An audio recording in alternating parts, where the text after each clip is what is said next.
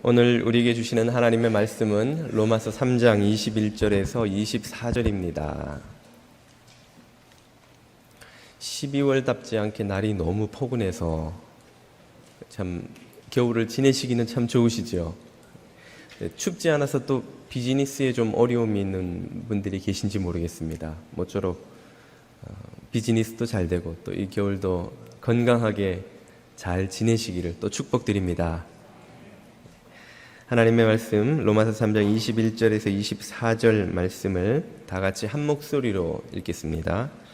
이제는 율법 외에 하나님의 한 의가 나타났으니 율법과 선지자들에게 증거를 받은 것이라. 곧 예수 그리스도를 믿음으로 말미암아 모든 믿는 자에게 미치는 하나님의 의니 차별이 없느니라. 모든 사람이 죄를 범하였음에 하나님의 영광에 이르지 못하더니 그리스도 예수 안에 있는 속량으로 말미암아 하나님의 은혜로 값없이 의롭다 하심을 얻은 자 되었느니라.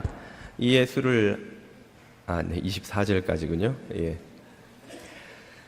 제가 불교에 대해서 잘 모르지만 오늘 설교는 불교에 관한 이야기로 시작해 보고자 합니다. 산은 산이요 물은 물이로다 하는 설법으로 일반인에게도 유명했던 한국의 스님, 성철 스님이 계십니다. 이분이 1982년 음력 4월 8일에 하신 설법 중에 다음과 같은 내용이 있는데요. 여러분이 한번 들어보시면 짧지만 불교의 구원관의 특징을 아주 잘 이해할 수 있게 도와준다고 말씀드릴 수 있겠습니다. 한번 제가 읽어보겠습니다. 자기를 바로 봅시다. 자기는 원래 구원되어 있습니다.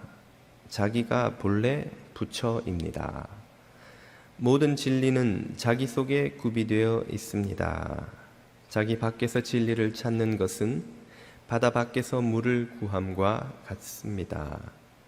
부처님은 이 세상을 구원하러 오신 것이 아니요 이 세상이 본래 구원되어 있음을 가르쳐 주려고 오셨습니다. 네, 길지 않은 내용이지만 언뜻 들어봐도 불교의 구원관이 가지는 특징이 이런 것이구나 하는 사실을 여러분이 이해하셨으리라 생각되는데요.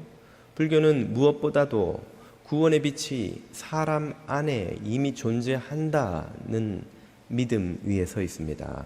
한마디로 말해서 사람이 스스로를 구원할 수 있다는 것이죠.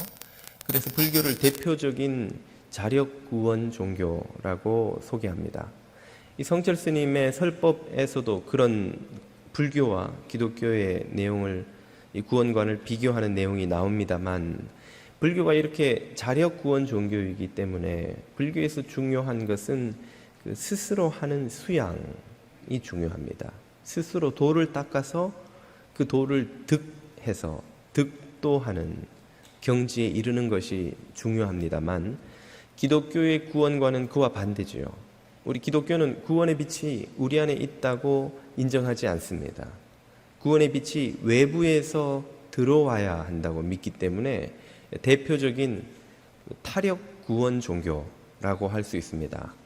그래서 기독교에서는 자기 안에 있는 구원의 빛을 찾아내는 인간의 노력보다도 외부에서 들어오는 구원의 빛을 받아들이는 자세가 중요합니다. 이런 불교와 기독교의 차이는 불교와 기독교의 인사하는 방식에도 잘 드러나는데요. 불교에서는 흔히 성불하십시오 이런 인사를 드린다고 합니다. 성불하세요. 성불하는 주체가 누구입니까? 나인 거예요. 인간인 거예요. 그래서 성불하세요 하고 인사하지 성불 받으세요 라고 하지 않습니다. 그에 비해서 우리 기독교는 어떻게 말합니까? 예수 믿고 구원 받으세요 라고 하죠. 구원하세요 라고 하지 않는 이유는 우리가 우리 스스로를 구원할 수 없기 때문입니다. 우리는 구원이 외부에서 들어오는 것을 겸손히 받아들일 수 있을 뿐이죠.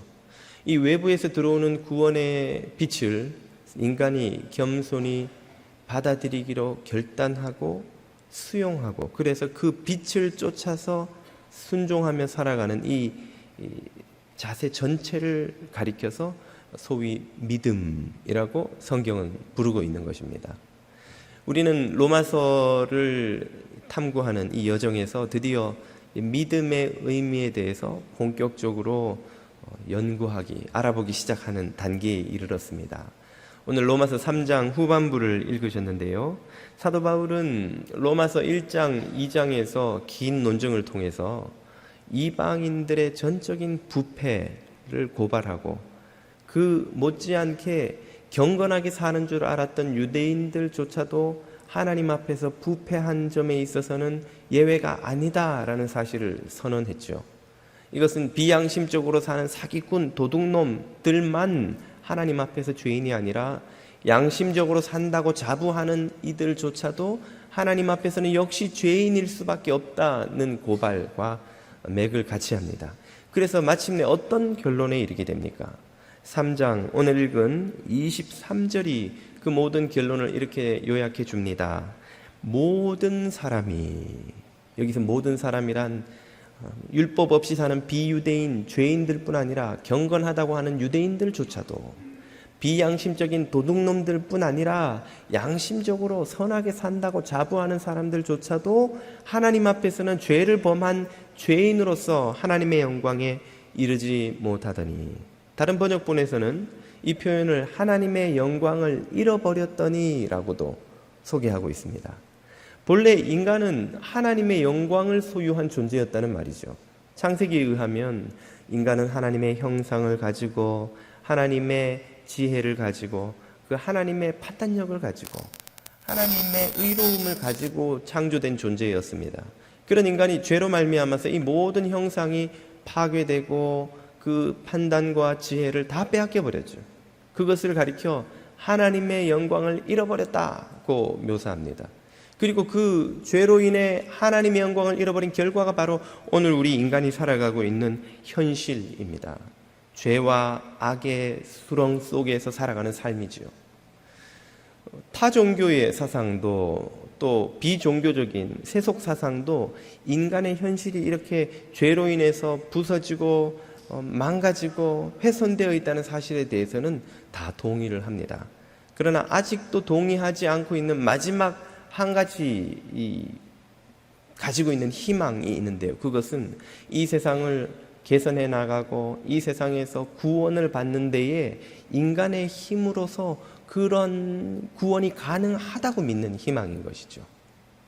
앞서서 불교를 소개했습니다만 여러 종교들이 자기 수양 혹은 율법을 계명을 지키는 삶, 선을 행하고 구제하고 봉사하는 삶을 통해서 인간이 스스로 자신의 이 처한 이 죄악된 현실로부터 구원받을 수 있다는 믿음을 아직도 간직하고 있습니다. 이 세상을 이렇게 망가뜨린 것이 인간이라는 것을 인정하면서도 이 세상, 이 망가진 세상으로부터 구원받는 것이 아직도 인간의 힘으로 가능하다고 희망을 버리지 않고 있는 것이죠. 사도 바울은 그런 모든 희망이 다 헛된 망상에 불과하다는 사실을 이 로마서 2장과 3장에서 고발하고 있는 것입니다. 그 대표적인 예가 바로 인간이 그토록 믿고 의지하고 있는 율법과 양심인 것이죠. 유대인들은 율법을 열심히 지킴으로써 자신의 삶을 의롭게 만들고 하나님 앞에서 인정받을 수 있다고 믿었고, 비유대인들, 이방인들은 율법은 없지만 그 안에 있는 양심을 쫓아 삶으로써 내가 양심적으로 살았잖아, 내가 이 정도면 남한테 참 책 잡히지 않고 살 만큼 살았는데 라는 자부심을 가지고 그 양심을 믿고 자신이 하나님 앞에서 인정받고 혹은 죄를 용서받고 하나님은 혹은 천국에 들어가고 하는 방식의 구원을 받을 수 있으리라는 믿음을 갖고 산다는 것입니다. 그러나 사도 바울은 이 인간이 의지하는 대표적인 두 가지 이 길인 율법의 길, 양심의 길이 모두 인간을 의롭게 하지 못한다는 사실을 우리가 지난주에 살펴본 본문에서 고발하고 있는 것이죠. 율법도 양심도 그 궁극적인 기능은 무엇이라고요? 그것은 인간을 의롭게 하는 것이 아니라 인간의 벗어날 수 없는 이 절망적인 상황을 고발하는 것입니다. 율법을 지키려고 애를 쓰면 쓸수록 내가 그 율법의 요구를 완전하게 이룰 수 없다는 사실을 깨닫게 되고, 양심적으로 살려고 애를 쓰면 쓸수록 내가 그 양심의 완전한 요구를 도저히 다 충족시킬 수 없다는 사실을 깨닫게 해주는 것, 이것이 율법과 양심의 진짜 기능이지, 그 율법과 양심이 우리를 의롭게 만들어주거나 선하게 만들어줄 수 없다는 것입니다. 이렇게 사도 바울의 고발처럼 인간 안에 있는 구원의 빛이 전혀 남아있지 않다는 것을 마침내 깨닫게 되면 인간이 유일하게 기대할 수 있는 구원의 가능성은 어디에서 옵니까? 바로 인간 밖에서 오는 것이죠. 그 인간 밖에서 오는 구원의 길, 의의 길이 누구를 통해서 오는지, 어떻게 오는지를 오늘 본문 21절과 22절이 차례로 이렇게 말해줍니다. 먼저 21절을 보시죠. 이제는 율법 외에, 이 말은 유대인들이 그토록 믿고 의지했던 율법으로는 안 되기 때문에 이런 뜻이죠. 이방인들도 그토록 자신을 자부심을 갖게 해주었던 그 양심으로는 참 선하게 될 수 없기 때문에, 지난주에도 소개해드린 한 부자 청년이 예수님을 찾아와서 물은 질문이 무엇입니까? 선한 선생님이요, 내가 어찌하여 영생을 얻으리까? 예수님의 말씀이 네가 왜 나를 선하다고 하느냐? 선한 이는 하나님 한 분밖에 없느니라. 인간이 감히 선함을 칭함받을 수 없다는 거예요. 네가 그렇게 영생에 열정이 있다면 율법을 다 지켰느냐? 어려서부터 율법만 배우고 지키며 행하며 자랐습니다. 그러면 네 가진 것을 다 팔아 나누어 가난한 자들에게 주고 와서 나를 쫓으라. 네가 율법을 지켜서 다 선하게 될 수 있다고 한다면 이제 양심의 요구를 한번 그러면 직면해 보아라. 네가 네 소유에 대한 집착과 욕심을 다 버리고 가난한 자들을 위해 다 나누어 주고 나를 쫓을 수 있느냐? 그 부자는 어떻게 하고 돌아갔다고 했습니까? 근심하며 가니라. 그 이유는 그 부자가 재물이 많은 거로, 그의 재물에 대한 사랑과 자기를 위해 사는 이기적인 인간의 본성을 이타심으로 바꿀 능력이, 이타심으로 극복해서 다 그 양심의 요구를 충족시킬 능력이 그 부자에게는 없었던 것이죠. 이것이 모든 인간이 직면한 현실입니다. 아무도 그 양심의 요구를 다 충족시킬 수 없기 때문에 이제는 율법 외에, 이제는 양심 외에 인간 안에서 나오는 희망의 빛이 없는 이 현실에서 유일하게 기대할 수 있는 길이 하나님으로부터 오는 한 의가 나타난 것이라는 말이에요. 인간이 의로워지는 길은, 구원의 가능성이 있다면 그것은 하나님으로부터 오는 의 밖에 없다는 것을 선언하는 것이죠. 그리고 그것은 율법과 선지자들에 의해 이미 예언된 것입니다. 이 구절은 지난주에 설명을 좀 드렸습니다.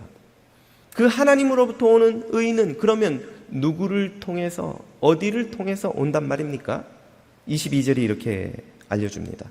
곧 예수 그리스도를 통해 온다는 거예요. 예수 그리스도께서 이루신 십자가의 희생과 공로를 통해서 그 하나님의 의가 절망적인 우리 죄인들에게 옵니다. 누구에게? 믿음으로 말미암아 모든 믿는 자에게, 믿는 자들에게. 예수 그리스도의 십자가가 하나님의 구원의 방법이며 하나님의 의가 우리에게 쏟아부어지는 통로라는 사실을 믿고 받아들이는, 겸손히 수용하는 자들에게 미칩니다. 모든 믿는 자들에게 미칩니다. 이때 중요한 것은 그 하나님의 의가 무엇이 없습니까? 차별이 없다는 거예요. 차별이 없다는 거예요. 하나님은 인간을 차별하지 않으시고 모든 인간들에게 공정하신 분이라는 사실이 사도 바울이 계속해서 로마서를 통해 강조하는 메시지입니다. 우리가 이미 지나왔습니다만 2장 11절로 한번 돌아가 보시죠. 이는 하나님께서 외모로 사람을 취하지 아니하심이니라. 얼마나 이 외모 중시 시대에 소망이 되는 말씀인지요. 성형수술을 받을까 말까 고민하시던 분들은 용기를 얻으시기 바랍니다. 하나님은 외모로 사람을 판단하지 않으십니다. 여기서 말하는 외모는 물론 얼굴이 얼마나 예쁘냐 아니냐를 넘어서는 것이죠. 인간의 모든 외적 조건을 말하는 것입니다. 인종에 따라서, 신분에 따라서, 지위에 따라서, 국적에 따라서, 재산의 유무에 따라서, 도덕적 능력의 유무에 따라서, 의지가 얼마나 굳으냐, 자기를 얼마나 잘 관리할 수 있느냐, 자기가 얼마나 윤리적 규범을 맞추어 살아갈 수 있느냐 없느냐와 상관없이 그 모든 능력이 하나님 앞에서 사람을 판단하는 데는 아무 근거가 될 수 없다는 거예요. 하나님은 사람을 외모로 판단하지 않으시는 공평하신 분이십니다. 더불어 더 나아가 로마서 10장 12절을 보십시오. 유대인이나 헬라인이나 이 세상 모든 사람을 말하는 거예요. 유대인과 비유대인들, 유대인이나 모르는 이방인들이나 양심적인 사람이나 비양심적인 사람이나 도덕적으로 산다는 사람이나 저 감옥에 갇혀있는 죄수들이나 할 것 없이 하나님 앞에서는 아무 차별이 없습니다. 한 분이신 주께서 모든 사람의 주가 되사 그를 부르는 모든 사람에게 부요하시도다. 하나님에게는 모든 은혜와 복이 풍성하셔서 그 풍성하심으로 그를 부르는, 그의 이름을 부르는, 그분의 말씀을 믿는 자들 모든 사람에게 그 풍성함이 부여된다는 뜻입니다. 여러분, 삼투압의 원리라는 것이 있죠. 밀도가 아주 높은 기체나 액체가 그렇지 않은 기체나 액체를 만나면 이 높은 밀도 안에 있는 그 압축되어 있는 기체나 액체가 낮은 밀도로 이렇게 막 쏟아져 흘러 들어가는 것을 삼투압이라고 합니다. 제가 설명을 바로 하고 있나요? 예, 어쨌든 내용은 이해가 되시죠? 그 삼투압의 원리가 인생에서도 적용이 됩니다. 그래서 옛날에 우리 가문에 한 명만 제대로 성공하면 그 가문 사람들이 다 덕을 보는 거예요. 그 형제요, 자녀요, 아버지요, 사촌, 팔촌, 이종 사촌까지. 어느 장관이 우리 이종 사촌, 팔촌의 사돈의 앞집에 살던 사람이야. 그러면 그 덕을 보는 것입니다. 우리 흔히 속된 말로 떡고물이 떨어지는 거예요. 그게 인생의 삼투압 원리입니다. 한 사람이 복을 많이 누리면 그 복이 옆으로도 흘러가요. 이것이 영적인 세계에도 그대로 적용된다는 거예요. 하나님의 부요하시고 풍요로우신 복이 누구에게 흘러갑니까? 그의 이름을 부르는 모든 죄인들에게 흘러가는 거예요. 죄인들에게. 그런데 그 죄인들 중에서 좀 덜 죄인인 인간들 한테는 많이 흘려주시고, 저 흉악하고 악하고 우편강도 같은 강도짓 하는 인간한테는 조금만 흘려보내주시고, 그렇게 하지 않는다는 거예요. 하나님의 풍요로우심은 너무나 부요하셔서 모든 인간들에게 쏟아 부어지면 모든 골짜기를 평탄케 하시는 그 어마어마한 풍요로 모든 차별을 없애버리는 거예요. 그래서 예수님은 하나님을 어떤 분으로 소개합니까? 악인과 선인에게 해를 비추시고 의로운 자와 불의한 자 모두에게 비를 쏟아 부으시는 분이에요. 아침에 햇살이 착한 사람 집에는 쫙 막 눈부시게 비치고 나쁜 인간 집에는 그늘만 쭉 내리고, 가뭄때에 비가 착한 사람 논밭에는 막 쏟아 부어지고 나쁜 놈 논밭에는 한 방울도 안 떨어지고, 그렇게 하지 않는다는 거예요.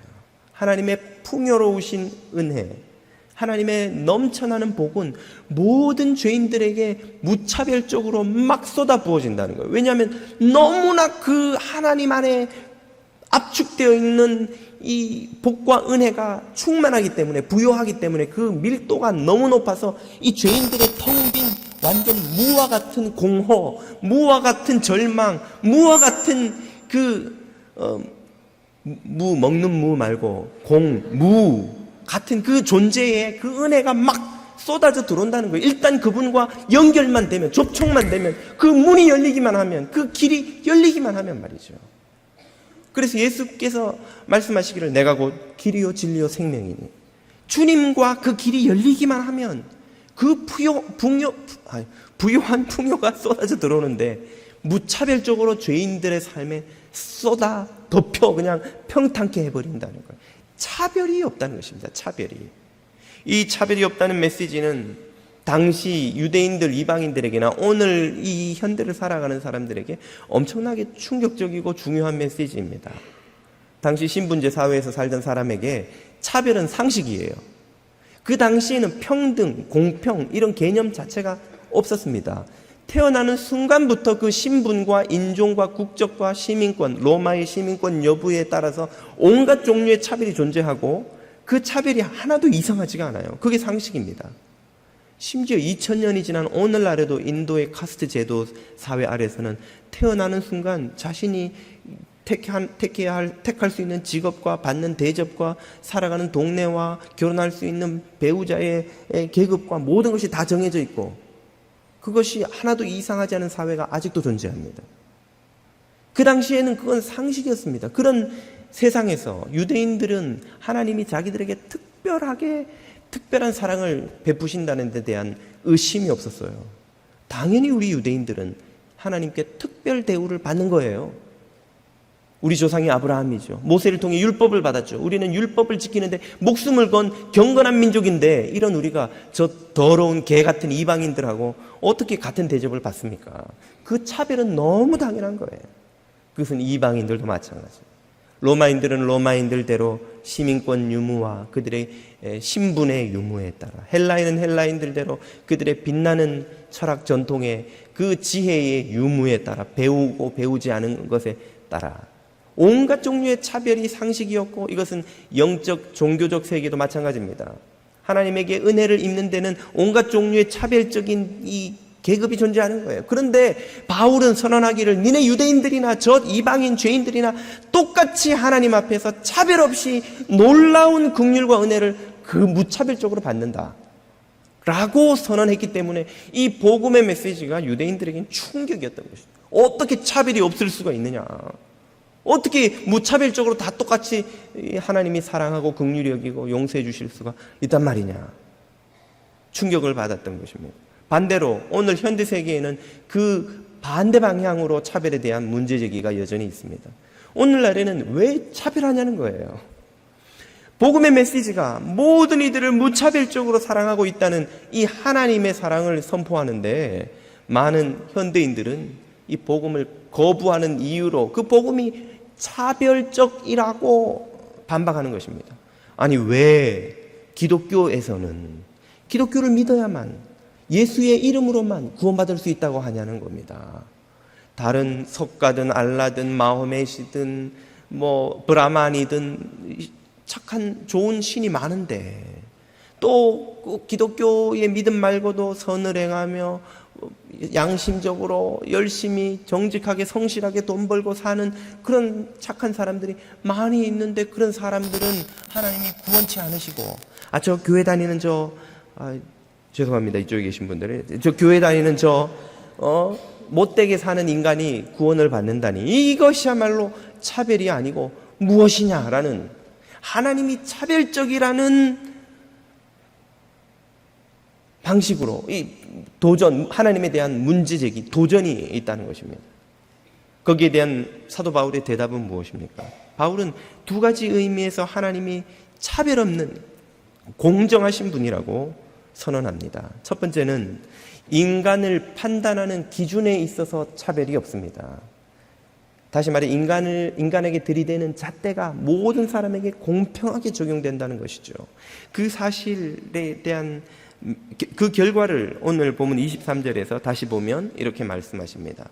모든 사람이 죄를 범하였으며, 여기서 말하는 모든 사람은 저 감옥에 갇혀있는 흉악범이나 김일성이나 무슨 히틀러 같은 악인들 뿐 아니라 고결한 삶을 산 것으로 사람들에게 추앙받는 참 흑인 인권운동의 아버지 마틴 루터 킹 목사나 인도의 아버지 간디나 혹은 고아의 어머니 테레사 수녀나 캐톨릭 교도들에겐 죄송하지만 교황님조차도 그 누구도 예외 없이 하나님 앞에선 모두 죄인으로, 하나님의 영광을 잃어버린 실패한 인간으로 판결이 내려졌다는 거예요. 무엇 때문에? 하나님이 공정한 하나의 잣대 기준을 들이대셨기 때문에. 그 잣대가 무엇입니까? 산상설교에서 예수님이 이렇게 말씀하시죠. 마태복음 5장 48절, 그러므로 하늘에 계신 너희 아버지의 온전하심과 같이 너희도 온전하라.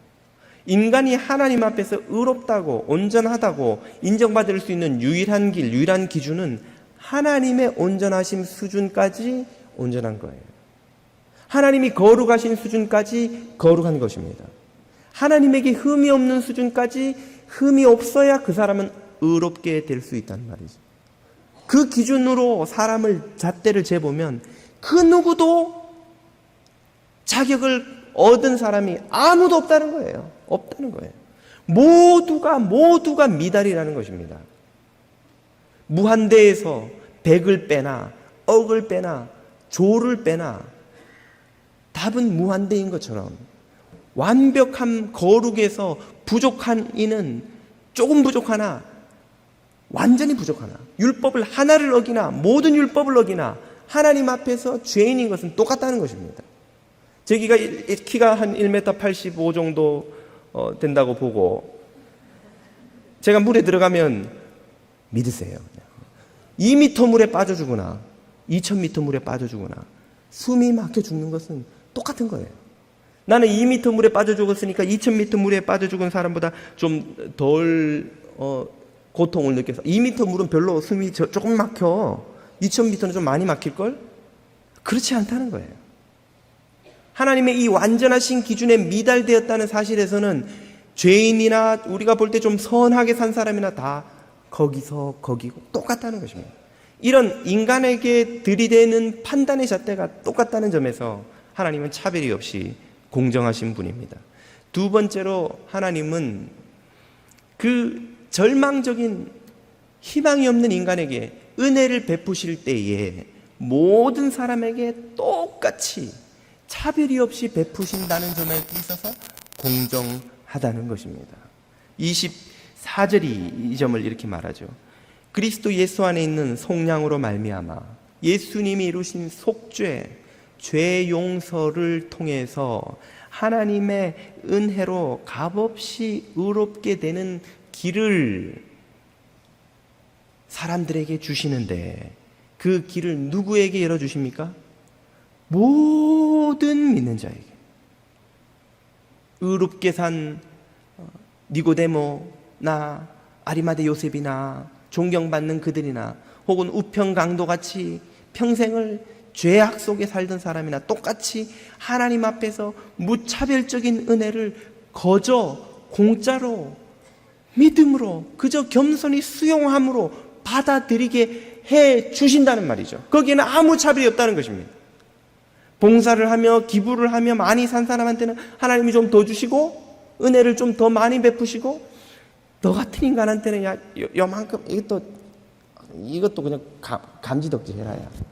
하나님이 죄인들 악한 죄인들에게 조금만 은혜를 베푸시고 그렇게 하지 않으신다는 거예요. 앞에서 살펴본 것처럼 하나님의 그 풍요롭고 부요하신 은혜의 크기로 말미암아서 모든 죄인들에게 무차별적으로 차별 없이 모든 이들에게 공정하게 은혜를 쏟아부어 주신다는 것입니다. 사도 바울의 이런 판단 기준과 은혜를 베푸심에 있어서의 차별 없는 공정함의 메시지가 왜 현대인들에게는 공정함이 아니라 차별로 여전히 받아들여지는 것일까요? 그것은 현대인들이 하나님이 사용하시는 이 기준, 이 방법을 받아들이지 않고 자의적인 기준과 자의적인 방법을 고집하기 때문입니다. 먼저 기준에 대해서 생각해 보자면 인간들이 하나님의 이 완전한 기준을 받아들이지 않고 무엇을 제시합니까? 자기의 기준을 제시하기 시작하는 거예요. 사람들이 흔히 복음을 거부할 때에 자신이 죄인이라는 사실을 부정하면서 쓰는 표현이 어떤 것들입니까? 내가 거짓말 한마디 안 했다고 할 수는 없지만 그래도 나는 양심적으로 성실하게 정직하게 살려고 애를 썼고 저 감옥에 있는 흉악범들이나 저 사기꾼들이나 저 나쁜 인간들하고는 그들과는 비교할 수 없이 바른 삶을 살아왔어. 그렇다면 나는 괜찮은 사람 아닌가 말이에요. 하나님이 나를 인정해 주셔야 나를 지옥 보내면 안 되는 거 아니냐는 거예요. 저 흉악범이야 당연히 지옥에 가야 되지만 우리가 이때 사용하는 기준은 어떻게 만들어진 것입니까? 내가 만들어낸 거예요. 자의적인 기준입니다. 이런 자의적인 기준이 가장 선명하게 드러나는 곳이 어떻게 보면 교도소 안이라고 할 수 있어요. 교도소 안에서 다 죄인이지만 그들 중에서도 더 멸시받는 인간들이 죄인들이 있다고 합니다. 특별히 아동 성추행범, 소아 성폭행 이런 죄수들은 같은 죄수들 안에서도 엄청나게 핍박을 받는다는 거예요. 야, 네가 인간이냐? 나는 화나면 사람을 해기는 해도 딸 같은 손주녀 같은 애들을 건드려? 이런 인간도 아닌 쓰레기. 거기서 폭행을 당하고 멸시를 당한다는 그런 죄목을 가진 사람들은 다른 죄수들이 볼 때 그 죄수들은 인간도 아닌 거예요. 그러면 나는 그렇게 멸시하는 죄수는 나는 인간이잖아요. 그래도 나는 살인은 했지만, 도둑질은 했지만, 사기는 쳤지만, 만약에 교도소 밖에 있는 사람들이 그 죄수들의 그런 멸시와 서로 이렇게 멸시하는 모습을 보면 어떤 생각이 들겠습니까? 똑같은 죄인들끼리 나는 그런 짓은 안 해라고 말하는 사기꾼에게 전 재산이 털려서 집을 빼앗기고 거리에 나앉은 사람이 그 이야기를 들으면 어떤 심정이 들겠어요? 인간아, 네가 한 짓은 그 인간보다 나은 줄 아냐? 너 때문에 우리 가족과 우리 부모님 모시고 길가에 앉아서 피눈물 흘리면 고생한 거 생각하면 내가 너를 갈아먹어도 시원치 않은데 네가 지금 다른 죄수를 보고 인간도 아니라고 지금 멸시하고 있어? 우리가 보면 그런 생각이 들지 않겠냐는 거예요. 그런 생각을 하고 있는 우리 뒤에는 또 누가 있습니까? 우리보다 훨씬 엄격한 기준으로 도덕적, 윤리적 삶을 살려고 애쓰는 어떤 사람이 또 있을 수 있는 것이죠. 그 사람이 볼 때 그렇게 그 죄수들을 멸시하는 나는 어떻게 보이겠어요? 어이구, 비즈니스 하면서 거짓말을 입에 달고 사는 너는 뭐 그리 걔들보다 낫냐. 그놈들은 큰 도둑질 하고 넌 작은 도둑질 하는 것 차이일 뿐인데 그 뒤에는 그렇게 그들을 또 멸시할 수 있는 그 누군가가 존재하는 거예요. 그 기준은 모두 몇 개쯤 될까요? 70억이 사는 이 세상에 70억 개쯤 될 것입니다. 그럼 하나님이 그 중에 어느 기준을 택해서 여기까지는 구원, 여기까지는 지옥 끊어주는 것이 공정한 것입니까? 70억이 사니까 35억 5,555명째에 딱 끊어서 6명째부터는 지옥, 그 앞으로는 착하게 산 사람은 천국, 이러면 공정한 것입니까? 아니면 좀 후한 분이 되시기 위해서 한 70%까지는 천국으로 넣어주시면은 공정한 것이 되나요? 그 어떤 기준을 택해도 그 바로 카트라인 뒤에 있는 사람들에게는 왜 쟤는 되고 저는 안 됩니까? 공정할 수가 없는 거예요. 공정할 수가 없는 거예요. 그건 공정한 것이 아닙니다. 인간이 내세우는 어떤 기준도 자의적인 것이죠. 또한 인간이 내세우는 모든 구원의 방법들 역시 자의적이긴 마찬가지입니다. 왜 하나님은 예수라는 이의 이름만으로 구원을 주십니까? 석가도, 알라도, 마호메도, 브라만도, 우리가 또 아는 어떤 이도, 혹은 어떤 또 다른 선하게 살려는 방법도, 율법이든 계명이든 뭐든 우리가 열심히 어떤 종교적인 헌신을 하면 그거 인정해 주셔야 되는 거 아닙니까? 왜 산 정상에 올라가는 길이 하나밖에 없다고 고집하세요? 이렇게 어떤 길로든 정상에만 가면 되지요. 이 다원화된 사회에서 꼭 주관식 답 하나만 요구하세요. 객관식 답 여러 개 풀어놓고 다 어느 거를 찍어도 정답이라고 해주시면 안 됩니까? 비유하자면 이런 요구는 이런 것입니다. 이런 비유가 어떨지 모르겠습니다만 여기 부정을 저지른 한 사람이 있습니다. 그리고 그를 용서하고 다시 가정을 회복시키려는 그의 배우자가 있다고 가정을 해보십시오. 그러면 이 사람을 용서하고 관계를 회복해서 가정을 회복시키는 길, 그 방법을 제시할 수 있는 자격을 가진 사람은 둘 중에 누구입니까? 부정을 저지른 사람인가요? 아니면 그를 용서하려는 배우자인가요? 아마 여러분 중 누구도 부정을 저지른 사람이 그 조건을 제시할 자격이 있다고 답하시는 분은 없을 겁니다. 혹시 양심에 찔리시는 분 빼고. 부정을 저지른 사람이 이렇게 한다고 가정을 해보십시오.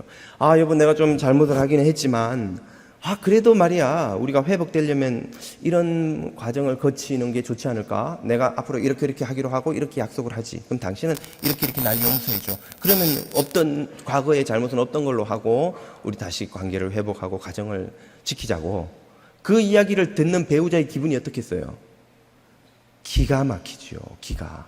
아니, 잘못은 자신이 저지르고 자기가 용서받는 길도 자기가 제시하고 자기 조건대로 내가 해줘야 용서가 된다고 한다면 어떤 배우자가 그런 기가 막힌 요구를 듣고 그 가정을 회복하는 노력을 하겠습니까? 그 자격, 그 조건을 제시할 수 있는 유일한 자격은 그를 용서하려는 사람에게 있는 거예요. 여보, 당신이 정말 나쁜 짓을 했지만 내가 당신을 용서하고 싶어. 당신 앞으로 나에게 이렇게 이것을 절대로 하지 않겠다고, 이렇게 하겠다고 약속해 줘. 나도 당신에게 이렇게 할게. 그러면 내가 당신을 용서하고 지난 일을 다 잊고 앞으로 다시 한번 가정을 지키기 위해 노력해봐 라고 말할 수 있는 자격은 용서하려는 사람에게밖에 없는 거예요. 만약 성경이 말한 대로 우리가 용서받을 수 없는 죄인임이 확실하고 하나님이 우리를 창조하시고 우리에게 말로 할 수 없는 무한한 긍휼을 베푸시려는 하나님이 확실하다면 그 긍휼을 베푸시는 길을, 방법을 제시할 수 있는 자격을 가진 이는 우리입니까? 하나님입니까? 하나님 그분에게밖에 그 자격이 없는 거예요. 죄를 저지르고 절망 가운데 있는 영원히 멸망받을 우리가 우리 스스로를 용서받는 길을 우리가 이 사람 이름도 용서받는 길로 해주세요. 저 사람 이름도 용서받는 길로 이름이 되게 해주세요. 제가 이렇게 할 테니까 이것도 용서받는 길이 되게 해주세요. 라고 하나님 앞에서 주장한다면 그 하나님이 그런 주장을 들으시는 것이 얼마나 기가 막히고 어이가 없겠냐는 거예요. 그것이 과연 합당한 주장이며 요구라고 할 수 있겠냐는 것입니다. 오늘 복음을 향해서 이 복음이 차별적이라고 주장하는 사람들의 궁극적인 문제는 바로 이 하나님이 제시하시는 기준과 하나님의 방법을 받아들이지 않고 자의적인 기준, 자의적인 방법을 제시하려고 한다는 데 있는 것입니다. 그것 자체가 이미 인간이 애초에 저지른 근원적인 죄, 하나님의 자리에 올라가려고 하는 죄를 또다시 저지르는 거예요. 그것은 구원을 향해서 내가 도를 구하기 위해서 노력하고 있다고 하지만 그 행위 자체가 이미 하나님에게 대적하고 있는 것입니다. 용서조차도 자기의 기준으로, 자기의 능력으로, 자기의 방법으로 하겠다는 것은 지난주에 말씀드린 것처럼 인간의 근원적인 죄, 하나님을 의지하는 채 자신이 하나님이 되어서 자신의 의지로 살아가려는 노력과 조금도 다를 바가 없는 것입니다. 그것을 종교 안에서 행하냐 종교 밖에서 행하냐의 차이일 뿐, 그러므로 인간이 행하는 어떤 노력도 하나님 앞에서 의롭다고 인정받을 수 있는 조건이 되지 못하는 것이죠. 오늘 우리가 만나고 우리가 듣고 있는 복음은 모든 인간에게 차별 없이 베풀어 주시는 하나님의 이 무한한 긍휼을 선포하고 있습니다. 겸손한 마음으로 그 복음 앞에 무릎 꿇고 그 복음을 향해 마음을 열 때 주님께서 쏟아부어 주시는 그 풍요롭고 부요한 복음의 능력이, 그 용서하시고 치유하시는 긍휼이 우리 안에 쏟아져 들어와 그것을 우리의 죄를 용서하고 우리의 아픔을 치유하고 우리의 삶을 회복시키는 기적을 일으키는 것이죠. 이것이 믿음입니다. 그 하나님을 향해 겸손히 마음을 열고 무릎을 꿇는 것이 믿음입니다. 그러므로 복음에서 중요한 것은 바로 이 믿음의 세계에 들어가는 것이죠. 오늘 저와 여러분이 얼마나 풍요롭고 은혜로운 하나님의 복음 앞에, 복음의 초청 앞에 서 있는지를 이 로마서를 읽으면서 저와 여러분이 깨달으실 수 있기를 축복드립니다. 그리고 이 복음을 누리며 경험하며 전하시는 인생이 되시기를 다시 한번 축복드립니다.